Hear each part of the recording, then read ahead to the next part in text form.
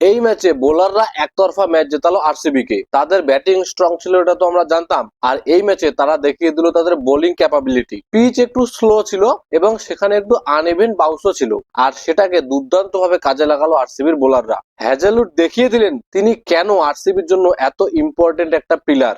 এই পিচে সাকসেস পাওয়ার জন্য হার্ড লেন্থে বল করতে হবে, আর একদম সেটা পারফেক্টলি করে গেলেন হ্যাজেলউড। যেই লাইন লেন্থে এই পিচের জন্য বল করা উচিত, লাগাতার সেই টাইট লাইন লেন্থে বল করে গেলেন। উইকেট পেয়েছেন মাত্র একটা, কিন্তু তার ইম্প্যাক্টটা ছিল সব থেকে বড়, সেজন্য তিনি পেয়েছেন ম্যান অফ দ্য ম্যাচ। এমনকি ভুবনেশ্বরের মতো সুইং বোলারও বেশি আগে বল করতে যাননি, একটু ব্যাক অফ দ্য লেন্থে বল করে গেছেন। আর অন্যদিকে রশিকদার স্পিডে ভ্যারিয়েশন করে সাফল্য পেলেন। প্রথমে ব্যাটিং করতে নেমে মিচেল মার্শ আর মাকরাম সতর্কভাবে শুরুটা করেছিলেন, তারপরে দু একটা বড় শটও খেলেন, কিন্তু এরপরে রশিকদারের একটা ফুল টাচ বলে ব্যাটের কানায় লেগে দেবদূত পাডিক্কালের হাতে ক্যাচ দেন মাকরাম। আর এরপর ব্যাট করতে আসেন ঋষভ পন্থ। খেললো মাত্র 3টা বল, তারপরে মাঠের বাইরে চলে গেলেন। 3টা বলই তাকে একদম একই জায়গায় বল করলে হ্যাজেলউড, যার মধ্যে দ্বিতীয় বলে প্রথমে একটা পেটের মধ্যে লাগলো, আর 3 নম্বর বলে হাতে গিয়ে লাগলো, যার জন্য মাঠের বাইরে চলে গেলেন। পরবর্তীতে যখন 5 উইকেট পড়ে গেল তখন ব্যাট করতে আসলেন ঠিকই, কিন্তু সেরকম ইম্প্যাক্ট ফেলতে পারলেন না।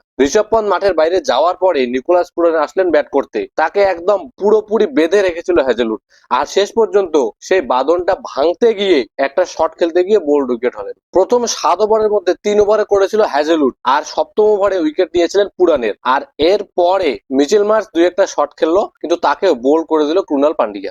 মিডল ওভারে একটু কামব্যাক করার চেষ্টা করেছিল এলএসজি, যেখানে রানের গতি খুব বেশি না বাড়লেও আয়ুষ বাদুনি, মুকুল চৌধুরী দুজনই 30+ রানের 2টো ইনিংস খেলে গেল, রানটাকে কিছুটা এগিয়ে নিয়ে গেল। কিন্তু তারপরে ডেথ ওভারে এসে বাকি উইকেটটুকু হারিয়ে ফেললো এলএসজি। সেখানে একটার পর একটা ইয়র্কার ভালোভাবে বল করে গেল ভুবনেশ্বর, আর অন্যদিকে রশিকদার স্লোয়ার বল আর ইয়র্কারকে মিক্স করে 4টা উইকেট নিলেন টোটাল, আর ভুবনেশ্বর নিলেন 3টে উইকেট। ইনিংসের প্রথম থেকে শেষ পর্যন্ত কোনো সময়ই লখনৌয়ের ব্যাটিং ইনিংসটা সেই মোমেন্টামটা আদায় করতেই পারেনি। শেষ পর্যন্ত মাত্র 146 রানে আটকে গেল লখনৌ। এরপরে চেস করতে নেমে শুরুতেই ফিল সল্টকে বোল্ড করে আউট করেন প্রিন্স যাদব, আর তারপরে বিরাট কোহলি শুরু করে কাউন্টার অ্যাটাক। একের পর এক বাউন্ডারি মারা শুরু করে, প্রথমে মোহাম্মদ শামিকে, তারপর প্রিন্স যাদবকে তো একবারে 4টা বাউন্ডারি মারলেন। নর্মালি দেখা যায় যে দেবদূত পাডিক্কাল এসে অ্যাটাক শুরু করেন আর বিরাট কোহলি সিঙ্গেল নিতে থাকেন, কিন্তু এই ম্যাচে একদম উল্টোটা দেখা গেল। শুরু থেকেই বিরাট কোহলি একটার পর একটা বাউন্ডারি মারতে থাকলো, আর দেবদূত পাডিক্কাল অ্যাঙ্কার হিসেবে খেললো।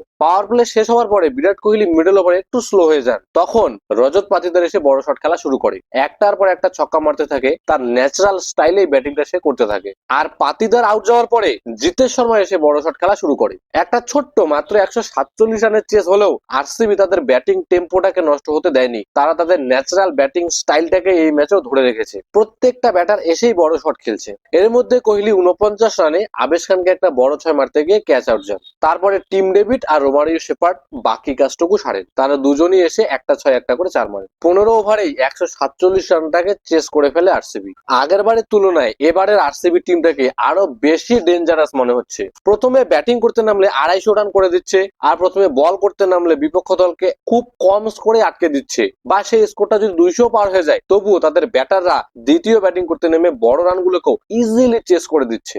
ব্যাটিং, বোলিং, ফিল্ডিং সব দিক দিয়ে একদম আনস্টপেবল মনে হচ্ছে আরসিবি কে। আর অন্যদিকে লখনৌয়ের সমস্যা আরো বেড়ে গেল। প্রথম থেকেই তাদের ব্যাটিংটা এবার পারফর্ম করতে পারছে না। তাদের ভালো একটা বোলিং ইউনিট আছে, কিন্তু শুধুমাত্র বোলিং দিয়ে তো হবে না, সেই বোলিং ইউনিটটাকে সাপোর্টটুকু করতে পারছে না তাদের ব্যাটিং। তাদের ব্যাটিং বলতে শুধুমাত্র মুকুল চৌধুরীর সেই ইনিংসটা বাদে আর কোনো ইনিংসের কথাই মনে পড়ছে না। Aiden Markram, Mitchell Marsh, Rishabh Pant, পুরান কেউই ব্যাটিং করতে পারছে না এবার। গতবারে তাদের সমস্যা ছিল বোলিং নিয়ে, আগেরবার তাদের টপ 3 লাগাতার ভালো ব্যাটিং করছিল, কিন্তু বোলিং এ গিয়ে হারছিল তারা। আর এবারে তাদের পুরো বোলিং ইউনিট একদম ফিট এবং ভালো পারফর্মও করছে। মোহাম্মদ শামি ভালো বল করছে, প্রিন্স যাদব ভালো বল করছে, আবেশ খান ভালো বল করছে, প্রথম ম্যাচে মহসিন ভালো বল করেছিল।